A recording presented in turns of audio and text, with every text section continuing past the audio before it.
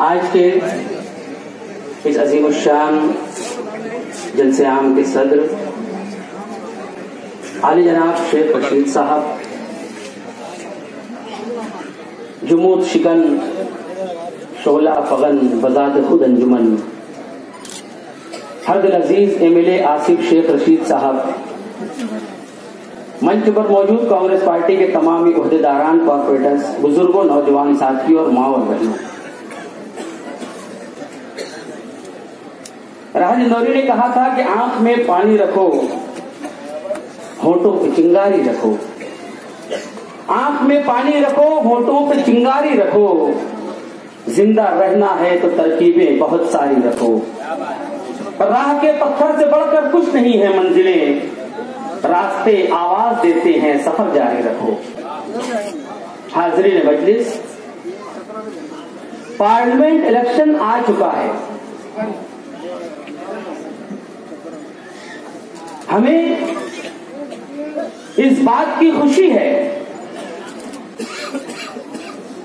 कि वो फिस्ताई ताकतें,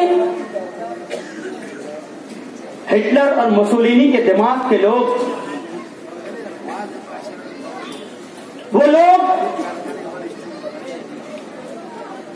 जो मक़सद इक़्तिदार पर, वज़ारत उज़्मा की कुर्सी पर बैठने के लायक नहीं थे, मगर हमारे मुल्क की बदकिस्मती कि चाय बेचने वाला, कप धोने वाला हमारा वज़ीर आज़म बन गया। हमारी बदकिस्मती पेड मीडिया, गोदी मीडिया, दलाल मीडिया के चलतन गुजरात का कातिल हिंदुस्तान के सबसे बड़े ओहदे पर विराजमान हो गया। ये इस मुल्क की बदकिस्मती है। इस मुल्क की रोशन तारीख के पहिए को उल्टा घुमा दिया गया 5 साल पहले। मुल्क की सियासी और समाजी तारीख पर एक दाग लगा दिया गया, एक ऐसे शख्स को वज़ारत उज़्मा की कुर्सी पर बिठाकर जिसे अच्छे अच्छे मुल्क अपना वीजा देना पसंद नहीं कर रहे थे। बिल्किस बानो का मुजरिम, गुलबर्ग सोसाइटी का कातिल, हजारों बेगुनाह मजलूम मुसलमानों के खून के दाग जिसके दामन पर लगे हुए हैं, वो शख्स इस मुल्क के सबसे बड़े ओहदे पर विराजमान हो जाता है। मुल्क देखता रह जाता है, मुल्क का समझदार तब तक अपने अफसोस मल के रह जाता है। और बहुत मजा आता है कि ने जो अंग्रेजों के मुखबिरी कर रहे थे, जंग आजादी में जो अंग्रेजों की दलाली कर रहे थे, उन्हें बहुत मजा आ रहा है। क्या कह रहे हैं? कांग्रेस ने 70 सालों में क्या किया? मोदी जी, वजीर आजम बनने के बाद आप जिस तैयारे पर बैठकर 2000 करोड़ रुपया पानी में बहा रहे थे, 2000 करोड़ रुपया हम गरीबों के खून और पसीने की मेहनत की कमाई का 2000 करोड़ रुपया तो फूंक कर अपने सैकड़ों मुल्कों का जो सफर कर रहे थे, उस तैयारे की बुनियाद भी कांग्रेस पार्टी ने रखी थी। कांग्रेस पार्टी ने बनाया था वो तैयारा। तुम जो 10 लाख का सूट पहनकर घूम रहे थे अमेरिका में, वो 10 लाख का सूट भी, खादी से लेकर उस 10 लाख के सूट का सफर भी कांग्रेस ने तय किया। तुम खुद कब धोते थे? तुमने खुद इस बात का ऐलान किया कि मैं कब धोता था। आपको वज़ीर आज़म भी कांग्रेस पार्टी ने, कांग्रेस पार्टी के इस टेक्निकल दौर के, इस टेक्निकल मीडिया ने बनाया है, जिसके चलते आप उस कुर्सी के ऊपर बैठे हुए हो। रवीश कुमार ने कहा था कि 2 महीने के लिए टीवी बंद कर दो, ये सब बिक चुके हैं। मोदी और अंबानी के पैसे से पूरे मुल्क के लोगों का जहन खराब करने की एक साजिश चल रही है। इनका प्लान क्या है? इस मुल्क को हिंदू राष्ट्र बनाना। पहले क्या होता था?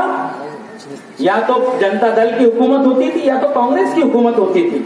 हमारे ऊपर कोई मामला नहीं होता था। आज नहीं आती थी हमारे दीन पर, हमारी शरीयत पर, हमारे मिल्ली तशद्दुद पर, हमारे पर्सनल पर कभी आ जाने का मामला नहीं होता था। मगर इनसे जो मुकाबला है उसके अंदर मसला यह है कि हिंदू राष्ट्र बनाने जा रहे हैं। राज्यसभा में इनकी अक्सरियत नहीं थी। तलाक सलासा बिल में हम बाल बाल बच गए। हमारी माँ और बहनों को सड़क पर लाने वाला कानून इन्होंने बनाया है। इतनी लंबी साजिश की है, बहुत दूर का पत्ता फेंका इन्होंने। एक एक करके हिंदुस्तान के 72 खुदमुख्तार इदारों में ये कदगन लगा रहे हैं और उसके अंदर सुरंग लगाकर मुसलमानों के खिलाफ साजिशों को पाया तकमील पहुंचाने का प्लान है।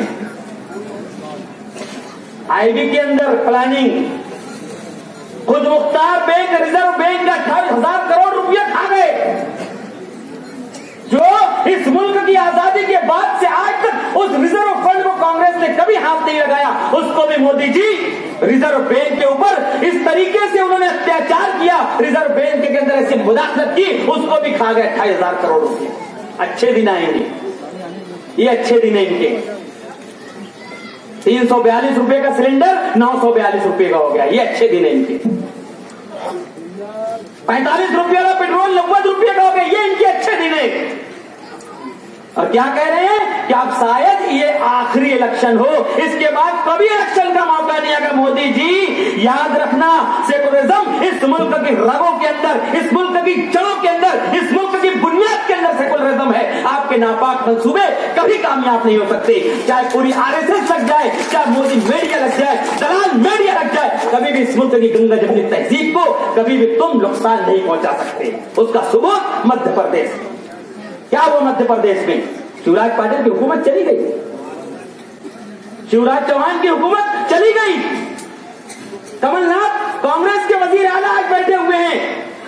मोदी जी आपकी पूरी सियासी फौज के होते हुए, आपके पूरी सियासी टुकड़ी के होते हुए, आपके पूरी सियासी टीम के होते हुए, आपके दलाल मीडिया के होते हुए कांग्रेस ने वहां पर कामयाबी का झंडा गाड़ा, उसी तरीके से हम दिल्ली में कामयाबी का झंडा गाड़ेंगे। ये आसान नहीं है। इस मुल्क की बुनियादों को तुम खोखला कर रहे हो, अदलिया पर हमला कर रहे हो। एक जज को मार दिया गया, आज तक नहीं पता चला कि उस जज को क्यों मारा गया, आज तक उसके कत्ल का सबब मालूम नहीं हो सका। उसके जरिए से पूरे मुल्क की अदलिया को सरासीमा कर दिया गया, हरासा कर दिया गया।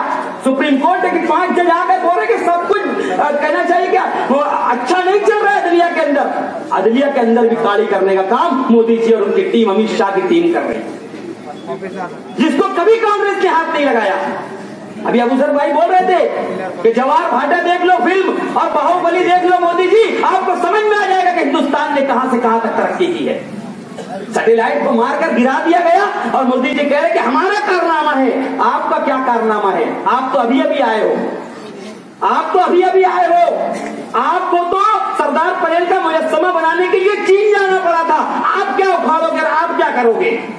ये कांग्रेस का काम था, जो आज पाए तकमील को पहुंचा है कि हम यहां तक तरक्की कर लिया हिंदुस्तान ने कि सैटेलाइट को भी अपने मिसाइल से मारकर गिरा सकता है। मोदी जी कहते हैं कांग्रेस ने क्या क्या 70 सालों में भ्रष्टाचार किया गया, करप्शन किया गया। आप क्या कर रहे हो राफेल के नाम पर? आप क्या कर रहे हो अंबानी के साथ? अंबानी को वोट देते थे हम डायरेक्ट, आप उनके बीच में क्यों दलाल बने हुए हो? अगर अंबानी को ही पूरा फायदा पहुंचाना है और अडानी को ही फायदा पहुंचाना है, तो अडानी और अंबानी के बीच में से आप क्या दलाली कर रहे हो? आप हट जाइए, हम उनको ही बराह रास्त हिंदुस्तान का शहरी वोट दे देगा। ये कौन सी बात है? ये कौन सा तरीका है? हिंदुस्तान एरोनॉटिक्स लिमिटेड जो उज्जैन के अंदर कंपनी है, इसके हिंदुस्तान में बड़े बड़े यूनिट है, उनको ठेका न देते हुए अनिल अंबानी को ठेका दे रहे हैं मोदी जी, अडानी को ठेका दे रहे हैं और हजारों करोड़ रुपए लेके इनके पंडर लोग भाग रहे हिंदुस्तान से और ये कह रहे हैं कि हम चौकीदार हैं। चोटे चौकीदार चोर है, ये नारा आज हमारे राहुल जी पूरे मुल्क के अंदर छाती ठोक कर लगा रहे हैं। पहलू खान का कत्ल हो गया, अखलाक को मॉब लिंचिंग में मार दिया गया, हाफिज जुनैद को कत्ल कर दिया गया, नजीब की मां आज तक रो रही है कि मेरा बच्चा कहां है। और उसके बाद मासूम आसफा के साथ एक मंदिर में 8 दिन तक बलात्कार होता रहा, उसकी चीख आप लोगों ने रफाइल की झनकार में सुनना भी गवारा नहीं किया। हम भूल नहीं सकते, हम पहलू खान के कत्ल को नहीं भूल सकते, हम अखलाक के कत्ल को नहीं भूल सकते, हम आसफा की चीख को नहीं भूल सकते, हम किसी भी तरीके से नजीब की वालदा के आंसुओं को नहीं भूल सकते। हम मोदी जी आपको घर पहुंचा के देंगे। आज पूरे मुल्क का सेकुलर शहरी मुत्तहिद है। मुसलमान मुत्तहिद है, ये बात गलत है। ऐसे नहीं बोलना। हर पूरे मुल्क के सेकुलर लोग, पूरे मुल्क का सेकुलर सहन रखने वाले इंसान, किसी भी मजहब, किसी भी धर्म का मानने वाला हो, वो समझ रहा है कि मोदी जी इस मुल्क को बहुत खतरनाक दिशा में लेकर जा रहे हैं। इस मुल्क को बहुत खतरनाक रास्ते पर लेकर जा रहे हैं मोदी जी। उनसे इख्तिदार छीनना, बीजेपी को इख्तिदार से बेदखल करना वक्त का तकाजा है। आज पूरे मुल्क का सेकुलर तबका एक साथ राहुल गांधी कांग्रेस पार्टी के साथ खड़ा हुआ है। मैं अपनी माँ और बहनों से भी कहना चाहता हूं कि आप खुदा के लिए उस दिन निकलिए वोट देने के लिए। मैं पूरे शहर के हर बेदार शहरी से कहना चाहता हूं कि उस दिन आप निकलिए, ज्यादा से ज्यादा तादाद वोट कीजिए और कांग्रेस पार्टी के उम्मीदवार को जिताइए कि हम सफर न किसी हम नशे से निकलेगा, हमारे पांव का कांटा हमी से निकलेगा। हमको अपने पांव का कांटा निकालने के लिए 29 अप्रैल को मैदान में आना है और इन फिरका परस्तों को उनकी औकात दिखा देना है कि हम हर हाल में सेकुलरिज्म को बचा के रहेंगे, हर हाल में अपने मिली तशक्कुस की लड़ाई को लड़के रहेंगे, हर हाल में हमारी शरीयत को मुदाखलत करने वाले मुस्लिम को घर पहुंचा के रहेंगे। इस उम्मीद के साथ और इस दावे के साथ वोट करना है, कांग्रेस पार्टी को जिताना है, राहुल गांधी को आगे बढ़ाना है। जय हिंद, खुदा हाफिज, अस्सलाम है। ये सब धुआं है, कोई आसमान खोली है और सभी का खून है शामिल यहाँ की मिट्टी में। किसी के बाप का हिंदुस्तान थोड़ी है, किसी के बाप का हिंदुस्तान थोड़ी है। और जोरदार तालियां बजा करके इस्तेकबाल करें कायदे नस्ल नौजवान लीडर हमारे रहनुमा एमएलए शेख आसिफ साहब का। तालियां बजा करके इस्तेकबाल। आज के इस इंतखाबी जलसे आम के सदर मोहतरम शेख रशीद साहब, मंच पे तशरीफ फरमा गुरुवार वार्ड कांग्रेस पार्टी के सभी जिम्मेदारान, मालेगांव शहर जिला कांग्रेस कमेटी के सभी जिम्मेदारान, सभी कारपोरेटर हजरात, साबिक काउंसिलर और इस जलसेगाह के अंदर तशरीफ फरमा सभी हमारे बुजुर्ग हजरात, नौजवान साथी और जहां तक मेरी आवाज जा रही है ऐसी मेरी मां और बहनें। कुणाल पाटिल साहब, दावाड़ी के अंदर एक जलसा चल रहा है, अगर हो सके तो वो आ जाए, क्योंकि हमने उनसे कहा है कि आप बाहर का इलाका ज्यादा कवर करो। दोस्तों और साथियों,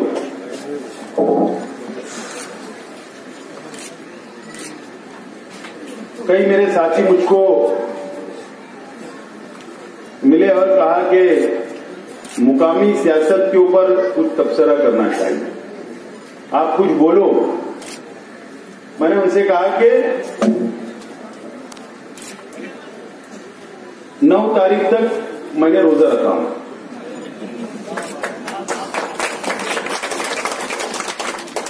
उसके बाद जो हमारे सामने होंगे तो उनपे तो यलगार होगी, और जो हमारे साथ होंगे उनके लिए जरूर मोहब्बत का पैगाम देते चलेंगे। और हमारी यही कोशिश है कि मालेगांव शहर के अंदर एक एक शहरी, चाहे वो कोई भी पार्टी को मानने वाला हो, सब सेकुलर नजरिए के लोग एक प्लेटफार्मों पर आकर भारतीय जनता पार्टी की सरकार को खत्म करने का काम करें। यह हमारी कोशिश है। नजरिया जरूर हमारा अलग है, मुकामी सियासत के ऊपर अलग अलग प्लेटफार्मों से हमारे नजरिए अलग होते हैं, वो होना भी चाहिए। लेकिन आज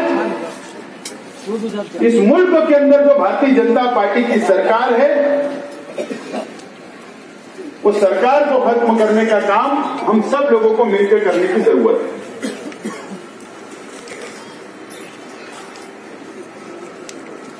मुझे पिछला 5 साल का इलेक्शन याद आया, पार्लियामेंट का, और उस इलेक्शन में या उस इलेक्शन से पहले या इंदिरा जी के टाइम, नेहरू जी के टाइम, या हमारे जितने देश के पंत प्रधान, वजीर आजम हुए, उनके वक्त के अंदर जब हम लोग नजर डालते हैं तो पार्लियामेंट के अंदर कहीं हमें 35, कहीं 40, कहीं 45, कहीं 25 एमपी पार्लियामेंट के अंदर नजर आते थे। और बड़े गर्व के साथ हम मुसलमान ये बात बोला करते थे, हमारे उलमा बोला करते थे कि इस मुल्क के अंदर जिसको राज करना होगा, जब तक मुसलमान सपोर्ट नहीं करेगा, जब तक इस मुल्क के ऊपर कोई भी इख्तिदार हासिल नहीं कर सकता और इख्तिदार नहीं कर सकता। लेकिन ये 2014 में पार्लियामेंट के चुनाव हुए, उस वक्त हमने ये भी देखा कि नरेंद्र मोदी को गुजरात के किसी शख्स ने खुशी से टोपी पहनाने की कोशिश की, जो मुसलमानों की पहचान है। नरेंद्र मोदी जी ने वो टोपी पहनने से इनकार कर दिया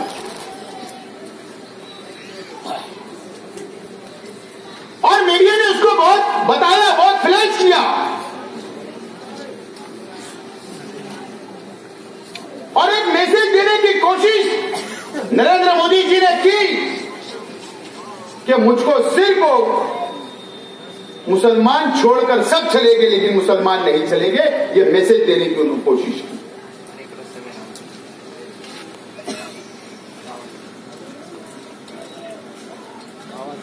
आज ये 5 साल के अंदर हमको ये सोचना होगा कि हमारे ऊपर कितना अत्याचार किए गए, कितनी तकलीफ से गुजरना पड़ा। यह सोचने का वक्त आ गया है। भारतीय जनता पार्टी जो 300 से ज्यादा मेंबर ऑफ पार्लियामेंट चुनकर आए, उसमें एक भी मुसलमान नहीं था।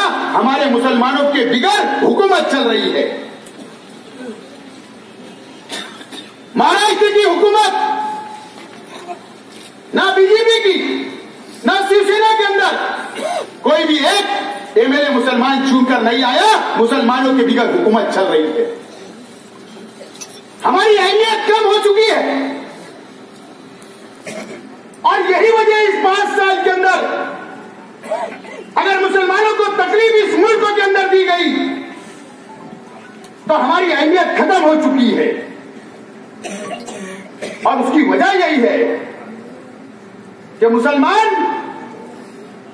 अलग अलग खानों के अंदर बढ़ जाते हैं, अपनी वोट को डिवाइडेशन कर देते हैं, अलग अलग रियासत के अंदर अलग अलग पार्टियों के अंदर बढ़ जाते हैं। आज हमारी वोट की अहमियत खत्म हो चुकी है। आज वक्त आ चुका है कि वापस वो दौर लाना पड़ेगा जो हम गर्व से कहा करते थे कि हमारे बिगड़ कोई हुकूमत नहीं चल सकती। वो कब आएगा? वो जब आएगा जब इस मुल्क के ऊपर इस इलेक्शन के अंदर इस देश का मुसलमान सेकुलर हुकूमत और कांग्रेस की हुकूमत दिल्ली के अंदर बैठाएगा। जब जाकर वो वक्त तो आएगा। आज सब डरते हैं, अलग अलग पार्टियां डरती है कि हमारे ऊपर दाग धब्बा नहीं लगना चाहिए एक कौम का। उसकी वजह ये है, आज हमें सोचने की जरूरत। अगर आज हमने नहीं समझा, हमारे शहर के अंदर भी ये हो सकता है। 9 तारीख के बाद क्या क्या हो सकता है, 9 तारीख तक हमको इंतजार करना पड़ेगा। भारतीय जनता पार्टी के लोग शहर के अंदर मुजाफरत के अंदर आएंगे और पैसा दे के बोले कि बीजेपी को वोट दे दो। और जब पेटी खुलेगी, अगर मुसलमान इलाके के अंदर मस्जिद और मीनारों शहर के अंदर अगर भारतीय जनता पार्टी को वोट निकली तो हमारे लिए शर्म की बात होगी। खासतौर से मेरी मां और बहनों से बोलना चाहूंगा, उन नौजवानों से बोलना चाहूंगा कि वो आसिफा हमारी बच्ची, वो मासूम बच्ची जो कश्मीर के अंदर दरिंदों ने,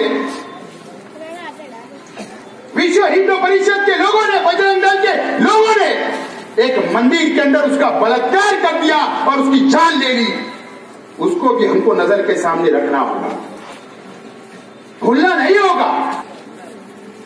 हमारी मां बहनों को यह भी सोचना होगा कि आप नरेंद्र मोदी की सरकार के खिलाफ मालेगांव शहर की मां बहनें जो पर्दे में रहा करते थे, आप लोग, आपको रास्ते के ऊपर किसने लाया और क्यों लाया, यह सोचना पड़ेगा। ट्रिपल तलाक का कानून बनाकर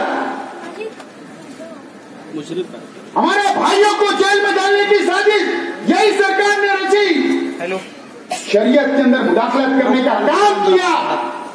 मुसलमान सब बर्दाश्त कर सकता है लेकिन शरीयत में मुदाखलत बर्दाश्त नहीं कर सकता, यह भी सोचना होगा। और नहीं, रुपया तो बहुत आता है, जाता है, लोग रुपये से वोट खरीदने की कोशिश करेंगे, वोट का डिवाइडेशन करने की कोशिश करेंगे, आपका सौदा हो जाएगा, आपको पता भी नहीं होगा। ऐसे लोग भी अभी चंद दिनों के अंदर आपके सामने आने वाले हैं। ये सब बातों को सोचकर आपको फैसला करना है। मैं यही अपील करूंगा कि ये लड़ाई कुणाल पाटिल और हमारे बीच में नहीं है, बीजेपी और शिवसेना के बीच में नहीं, कांग्रेस और राष्ट्रवादी के बीच में नहीं है। ये लड़ाई इस मुल्क के अंदर फिरका परस्तों के खिलाफ है और सेकुलर हुकूमत बनेगी या फिरका परस्त हुकूमत बनेगी, इसके बीच में ये लड़ाई चल रही है। इसके लिए मैं आपसे अपील करता हूं कि आप लोग 29 अप्रैल को आप लोगों को कांग्रेस पार्टी के उम्मीदवार को वोट देकर भारी अक्सरियत से कामयाब करना है। यही अपील करते हुए मेरी बात खत्म करता हूं। शुक्रिया, खुदा हाफिज, अस्सलाम वालेकुम। दुनिया के सभी मेहमान,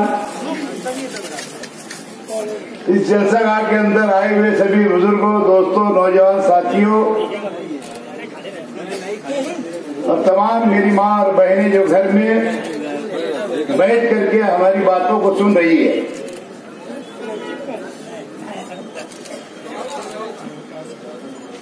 शहर मालेगांव के लोगों को यह समझ लेना चाहिए, हमारा उम्मीदवार कांग्रेस के जो उम्मीदवार है कुणाल बाबा पाटिल, वो हमारे बीच रहे न रहे, क्योंकि 6 असेंबली का हल्का रहता है लोकसभा का इलेक्शन। हमारी तरह रोजाना आपके बीच में वो नहीं आ सकेंगे और वक्त की कमी भी है। पूरे इलाके उनको जाकर के लोगों से संपर्क करना है, मिलना है। इसलिए दोस्तों, हम और आप खुद उम्मीदवार हैं।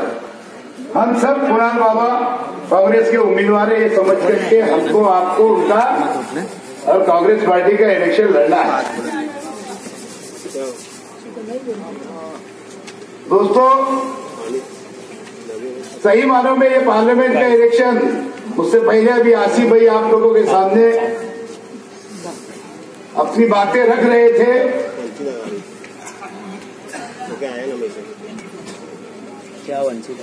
उसके अंदर से उन्होंने कहा कि पूरे देश में हमारे बगैर सरकारें चल रही है, चाहे वो रियासत की हो चाहे केंद्र की हो। सही बात है, कुछ ऐसे अनासिर देश के अंदर हम में से ही है, मुनाफिक, जो हमारी वोटों का बंटवारा करने के लिए छोटी पार्टियां अलग अलग बना करके आ खड़े होते हैं और जो लोग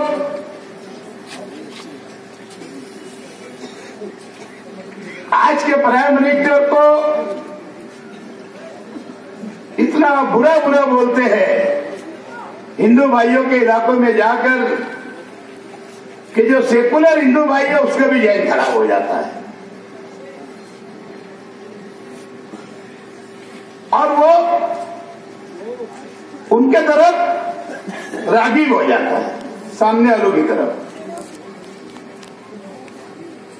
बिल्कुल सही है, मालेगांव के अंदर भी कोशिश बहुत तेजी से चल रही है। 8 तारीख को मैं समझता हूं आखिरी दिन फॉर्म भरेगा। 9 तारीख के बाद हमारे लोकसभा के हल्के का वो भी पिक्चर साफ हो जाएगा, कौन कौन उम्मीदवार सामने आए। दोस्तों, असल में सही मानों में अगर देश में सेकुलर पार्टी की अगर सरकार कांग्रेस की अगर बनी तो आज राहुल जी ने बोला है, नहीं कल शायद बोला है नागपुर में कि जो लोग चौकीदार बन के बैठे हुए हैं उनको जेल में जाना पड़ेगा। और हकीकत में दोस्तों इन्होंने इतना गलत काम इस देश के अंदर किया, चाहे वो राफेल का मामला हो, चाहे जो कुछ घटना अभी इलेक्शन के अय्याम में जैसे जैसे इलेक्शन की तारीख करीब आ रही थी, आचार संहिता लगने वाली थी, लोकसभा का आखिरी इजलास खत्म हुआ और एक बड़ा धमाका हो गया। हमारे 50-60 सैनिक 40 सैनिक उसके अंदर शहीद हो गए। देखिए, आप लोग को मेरी बात याद होगी कि जिस वक्त मुंबई के अंदर आतंकवादी हमला हुआ था, मैंने उस वक्त तो पानी की टांकी के पास अपने भाषण के अंदर अपनी बात रखी थी। सेकंड टाइम की मेरी आमदनी थी और मैंने उस वक्त शक जताया था कि मुंबई का जो ये आतंकवादी हमला हुआ इसके अंदर मुझे शक है, ऐसा लगता है कि हिंदुस्तान की आरएसएस और पाकिस्तान की आईएसआई इनका मिला हुआ एक गेम दिखता है। ऐसे ही कुछ वारदात अभी इलेक्शन जीतने के लिए, ऐसा मुझे शक है, ऐसा मुझे अभी भी शक है। ऐसी ही कुछ वारदातें देश के अंदर घड़ाई जा रही है, चाहे वो पठानकोट का हमला हो या फिर जो अभी पुलवामा में वो हमला हो। दोस्तों, ये भय बता करके और ये बताना चाहते हैं लोग कि सिर्फ ये देश की हिफाजत, ये देश की रक्षा सिर्फ बीजेपी कर सकती है और मोदी ही कर सकते हैं, ऐसा बता करके हमारे सेकुलर हिंदू भाइयों के अंदर भी भय फैला करके इलेक्शन जीतने की कोशिश हो रही है। लेकिन दोस्तों, हमको बहुत सोच समझ के फैसला करना है। हमको कांग्रेस पार्टी के उम्मीदवार को वोट इसलिए सिर्फ देना है कि किसी भी हालत में देश के अंदर हमारी अपनी सरकार बन सके, सेकुलर सरकार, सेकुलर पार्टियों को लेकर हम अपनी सरकार बना सके। अगर इनको इस मर्तबा नहीं हटाया गया, सरकार अगर बदली नहीं गई, तो इससे कहीं ज्यादा तकलीफ का सामना पूरे देश में सेकुलर, चाहे वो हिंदू भाई हो चाहे मुसलमान भाई हो, उनको उठाना पड़ेगा। मुझे तो मालेगांव शहर के अंदर भी शक रखने लगा कि हमारे डिपार्टमेंट के कुछ अधिकारी आ गए, पुलिस डिपार्टमेंट के, कुछ कारपोरेशन के भी अधिकारी ऐसे आ गए कि अब सरकार के कहने पे, बीजेपी के कहने के ऊपर काम किया जा रहा है।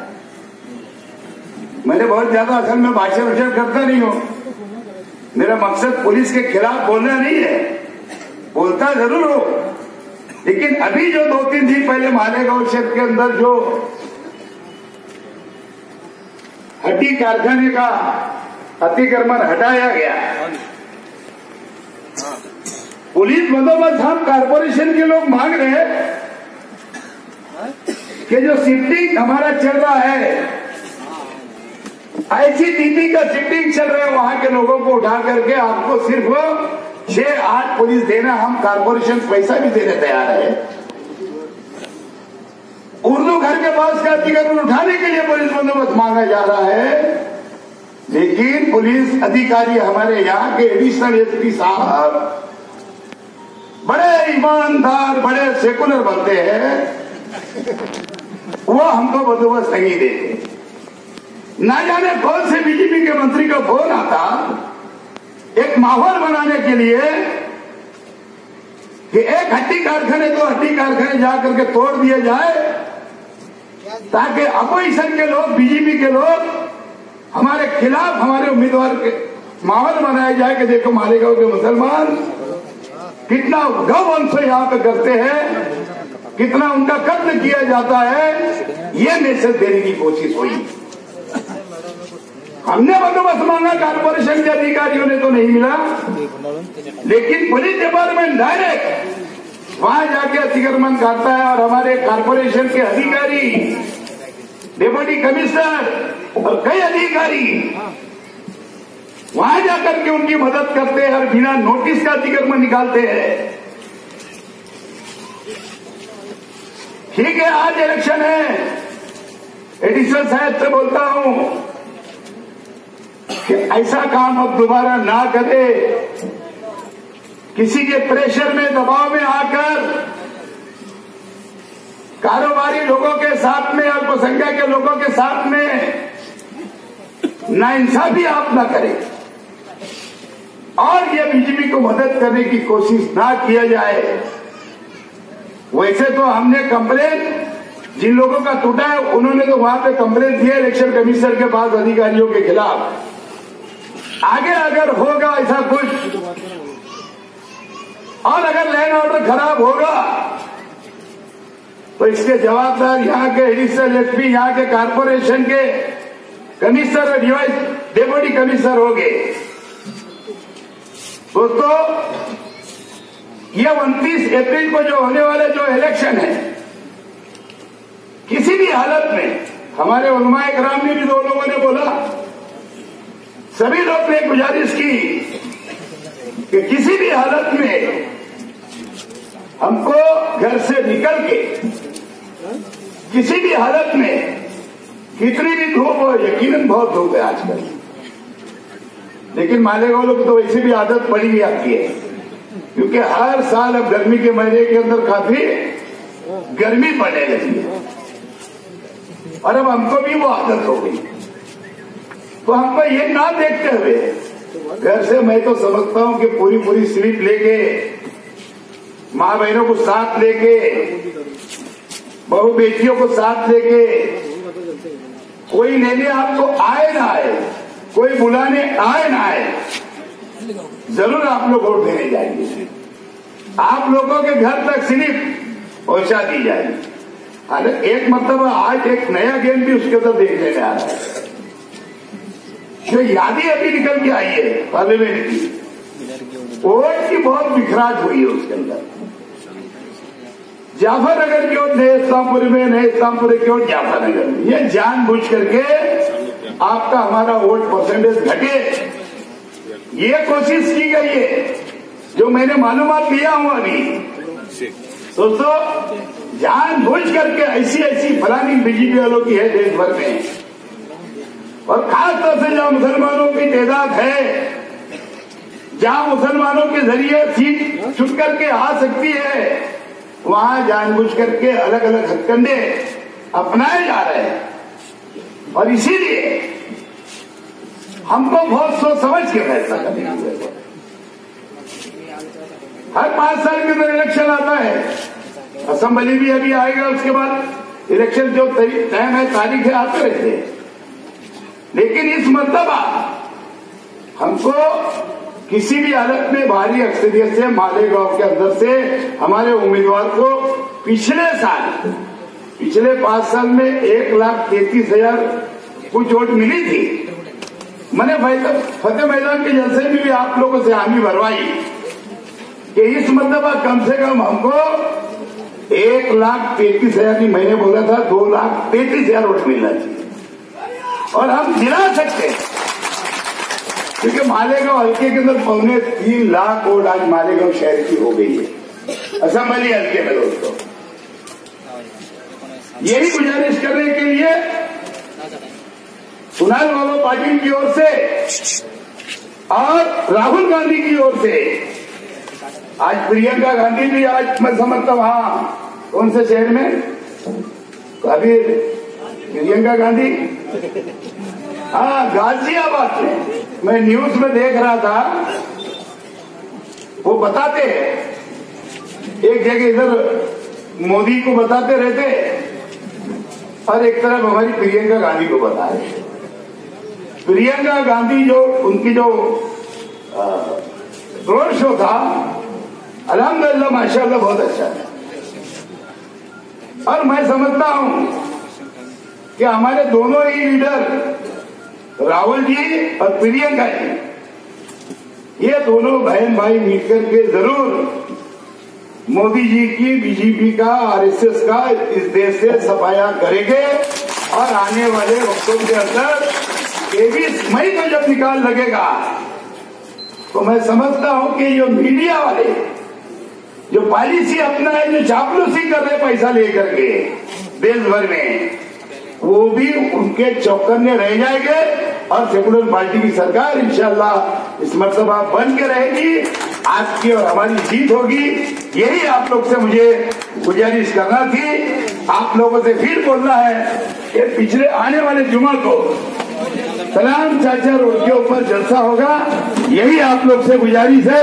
शुक्रिया। जय हिंद। अस्सलाम वालेकुम।